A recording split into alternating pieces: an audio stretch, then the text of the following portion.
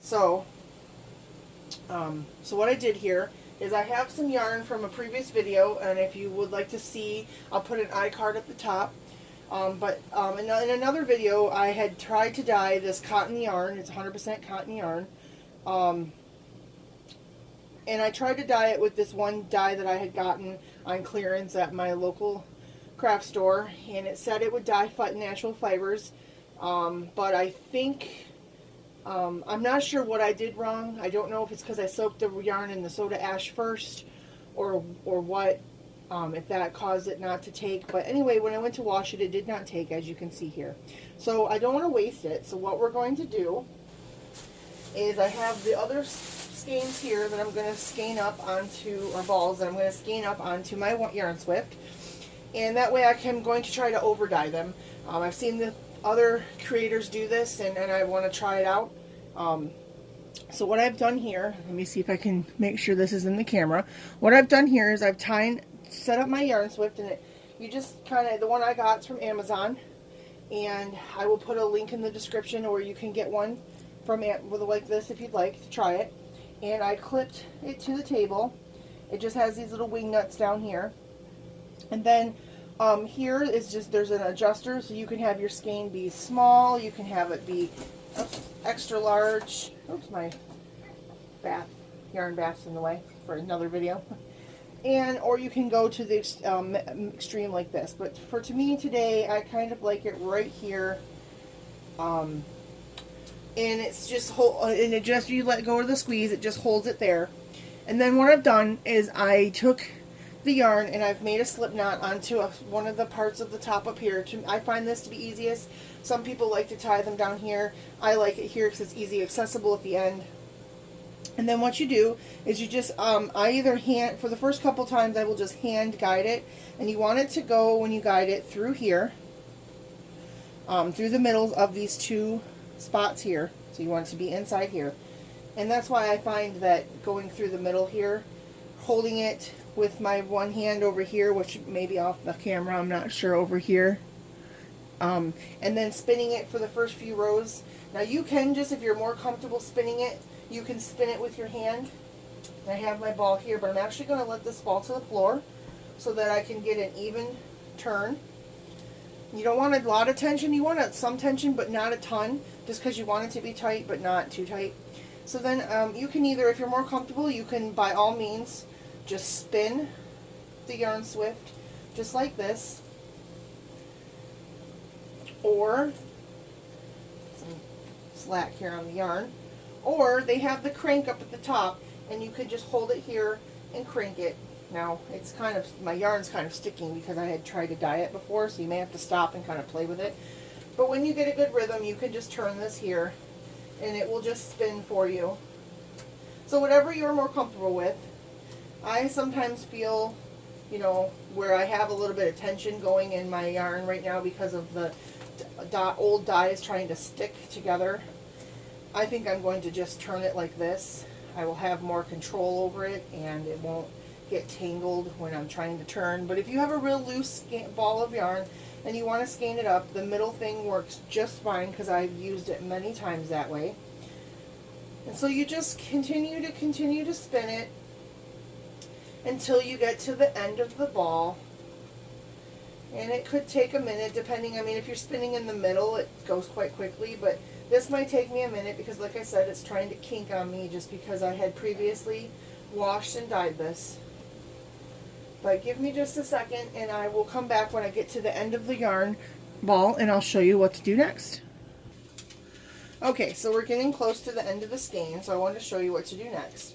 So you may not always end on the place where you tied it off, but that's okay. I usually make sure that I do, so what I'll do is I will just, if there's a little bit left, I'll just save that for a scrap yarn for something. But so what you want to do now is, now that you're at the end, and this is what this looks like, we are going to untie this.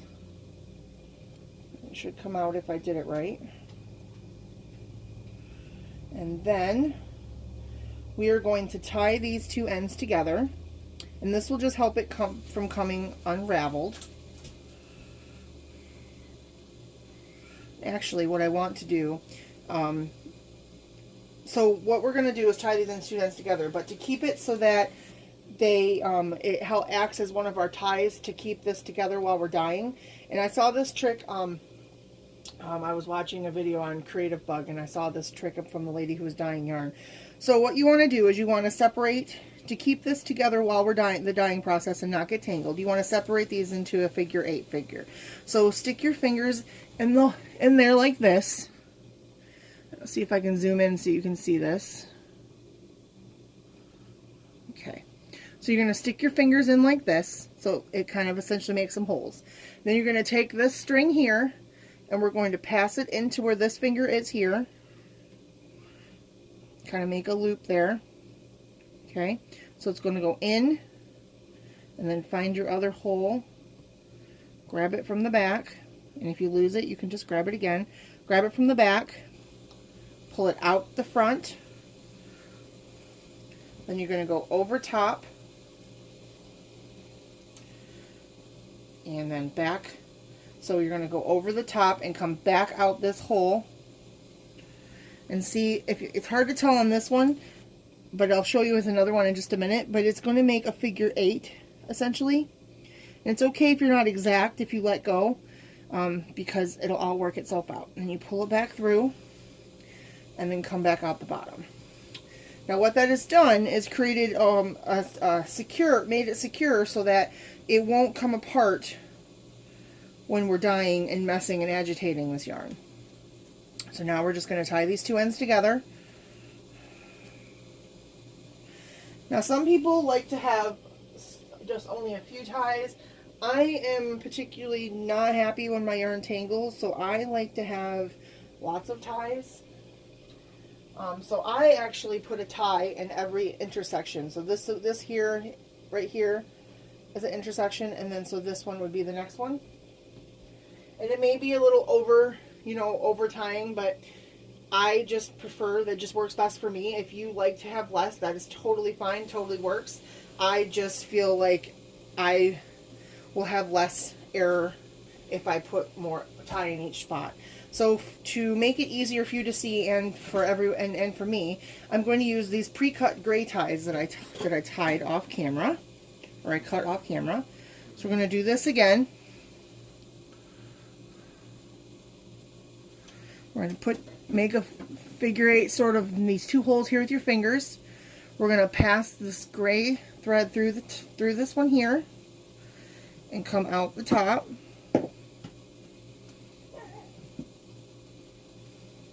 Then we're going to go over and back through like so. And then we're going to come into this bottom hole where the first string went in. And this, if you think about it, makes a figure 8. And they call it a figure 8 tie-off. At least that's what she called it. Alright, and then you're just going to tie your ends. And these can be clipped off later if you want to re-ball it back up when you're done, or you can leave it in this form as a hank. It's completely up to you. Come on, little yarny. Okay, so there is what it should look like, and it essentially just holds the yarn really tight. So, and if I'm going to go do the rest of them, and we'll come back and we'll do the next step. Okay, so now we're at the end of tying on our ties. And so they should look like this. Each one of my sections have a tie on it, except for this one's kind of blended in. So then what we're going to do is we're going to take this off of here, and all you do is get the little mechanism here in the middle and just kind of hold your skein and just kind of let it drop. Close it, take it off, and then you should have a skein that looks like this. Alright, and then let me readjust the camera, and we're going to talk about what we're going to do with this. Okay, so what I'm going to actually do with this, oops, let me move this for something else, is I'm going to try to over dye it and try to see if I can get some color back on here. And it'll be interesting to see what colors will mix with these, because it already has this green color on there. So what I'm going to use is, because this is cotton yarn, I decided I'm going to use some leftover bottles of tie-dye color that I have. And I seen a technique on another creator's channel. Her name is Rebecca, and her channel is called CHEMKNITS, and I will put a link in the description if you'd like to see it.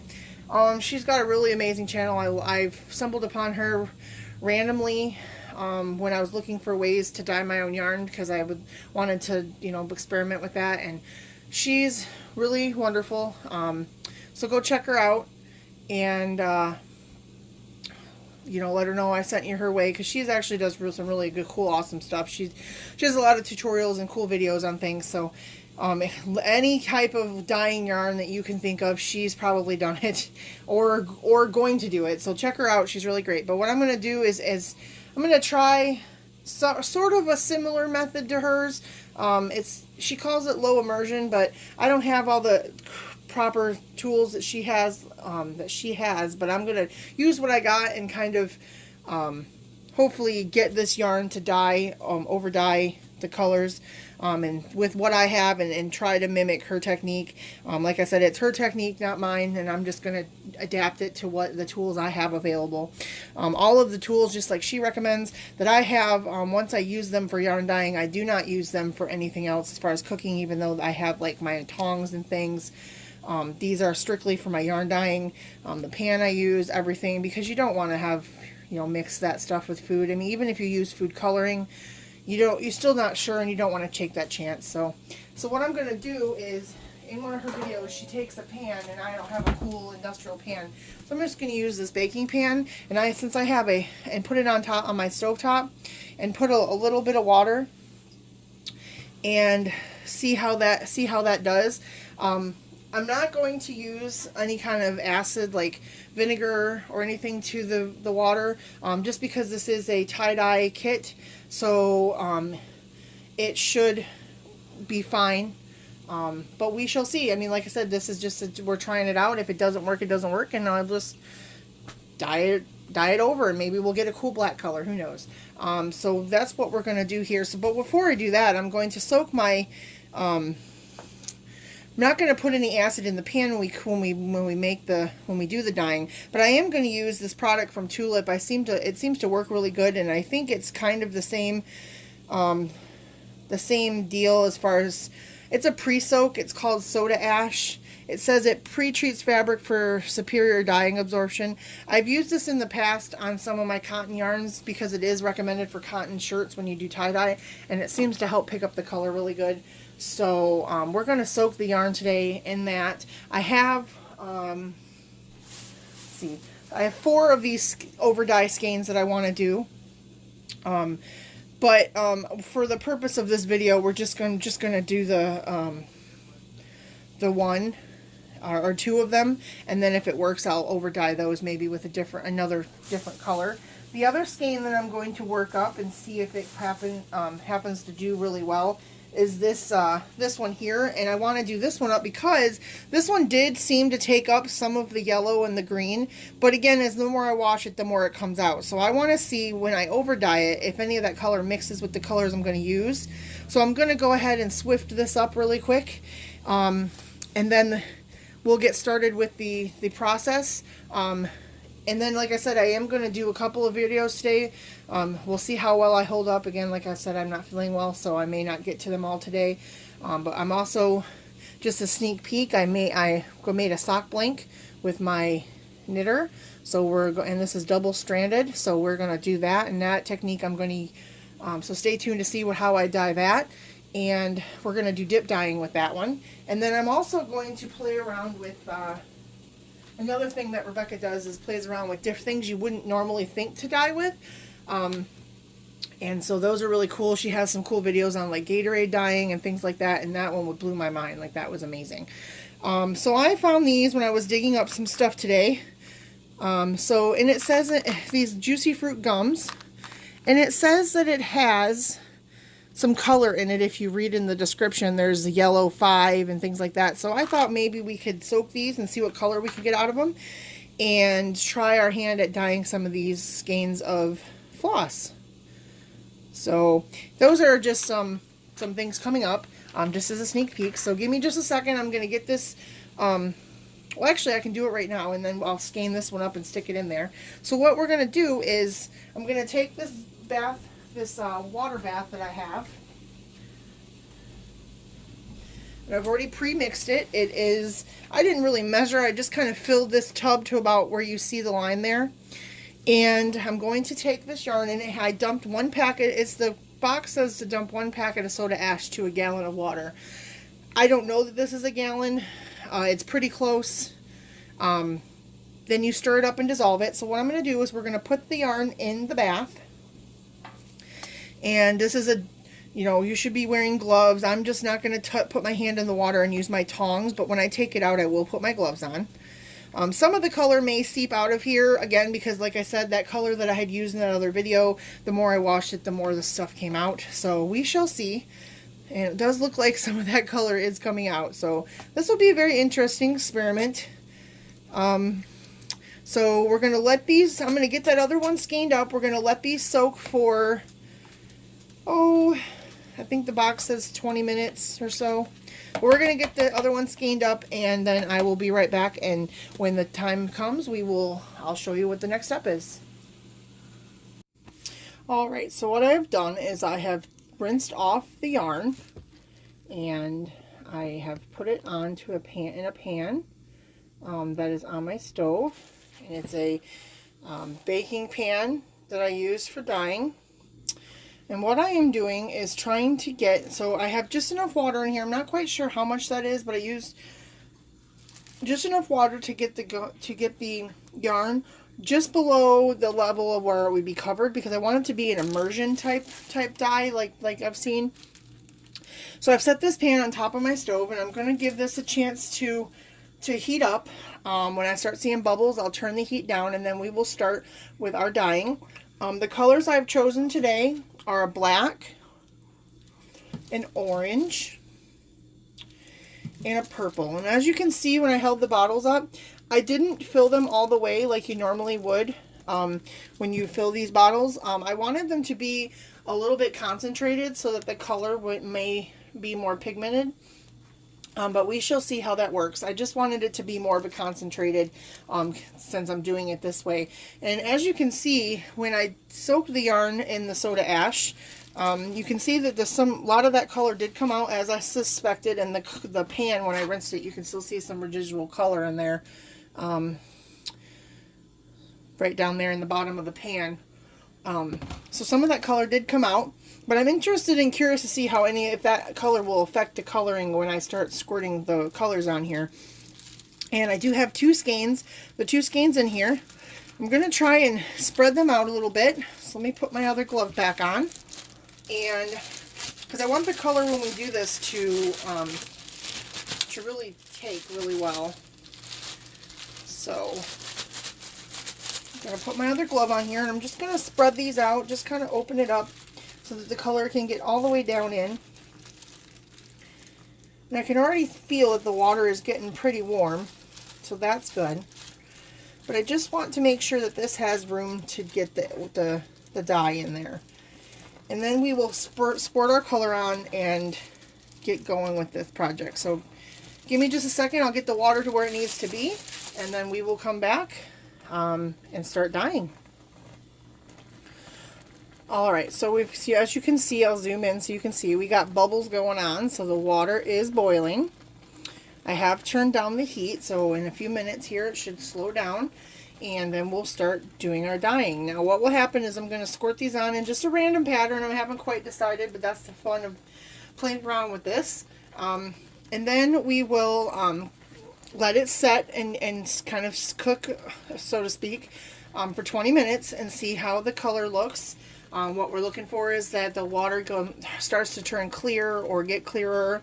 Hopefully, if it does it right, the color will turn clear and the dye will go into the yarn. And I'm hoping we get some really cool effects here. So we're going to let this water cool down to the right temperature because we don't want it to be too boiling when we're doing it. And then we will get started. Alrighty, so the bubbles have cooled and started to die down, so now we're going to go ahead and do this dyeing. So I think I'm just going to have fun with this and kind of play. I want the darker colors on the outside and the lighter colors in the middle. So we're going to start with the black. And remember, I wanted this to be a little bit concentrated, so I don't know if you can see this here, but the water isn't all the way up like it should be. I think I'll go ahead and start down here, and we'll just play with it. Squirt it in like this. Ooh, look at how it does. I'm not sure if you can see already, but there's a little bit of what I saw in another video called breaking, where the color of the black is starting to turn a little purple. So that will be cool to see. Well, I'm not sure how that'll work, but that will be interesting. All right, so let's see. What else do I want to throw in there? All right, let's add some black or some orange. See how it's starting to break up right there? So let's see what happens when we add the orange. Just going to squirt it on. Just in some lines here.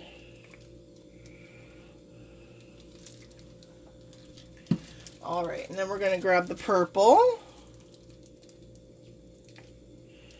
Ooh, that purple's really cool.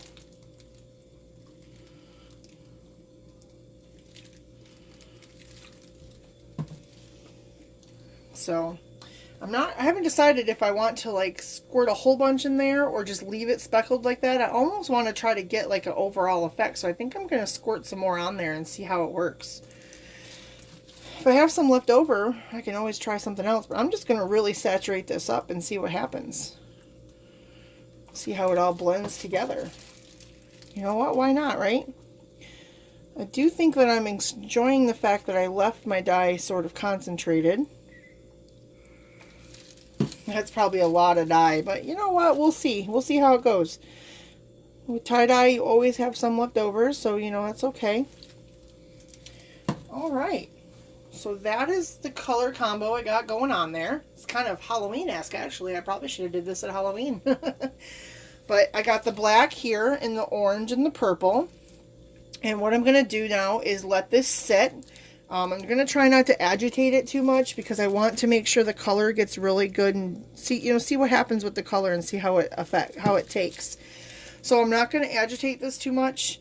I may add a little bit more color if I think I need to, but otherwise I'm going to let this sit for 20 minutes and we'll come back and see what we got. Alright, so it's been about 20 minutes and this is what we have here. Now as you can see, the orange color has kind of been taken over by the black and purple. I'm not even sure if we have any orange left in here, but that's okay. This is why we do these experiments and see, but obviously the overdyeing was a success. We obviously won't know what the true color is until you rinse it out and dry them, because the color while they're wet is not the true representation. And I may have added too much color, but I really wanted to go, I didn't want it to be very light. I wanted it to be a heavy, solid colors. I didn't want a lot of speckling. So what I'm going to do now is turn off the heat and let this cool down. And then once the yarn is cooled, I will then rinse it, and then I will come back and show you the finished product.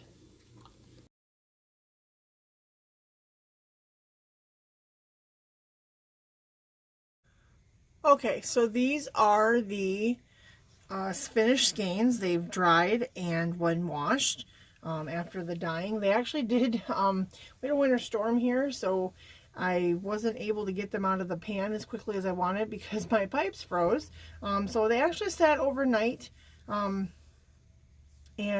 so they got more color in them than I thought they were going to, and not as much as the orange, as you can see in this one here, went into the color, into the yarn. But all in all, I'm still pretty happy with the colors because, you know, I love any kind of combo type combination for yarn. So this one here, I have to make a kind of a correction. I thought both of these were the cotton, but apparently this was actually an acrylic, and this was the cotton, this one here. So this one actually, the color from the Oops one that I did on that other video I talked about, It did kind of wash out a little bit, but I did get some yellows and some of that purple in there and some of the blue even. So I do think this kind of turned out kind of cool. It has some pastel colors in there.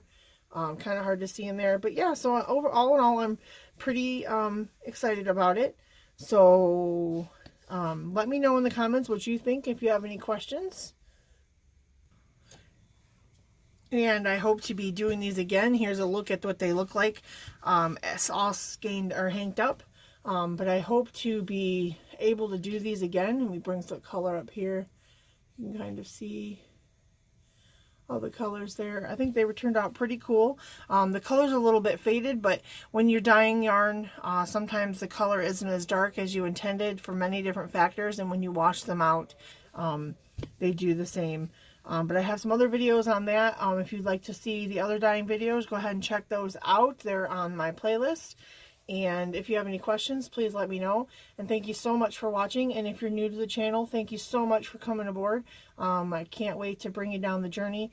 That is our craft party, or home party, so to speak.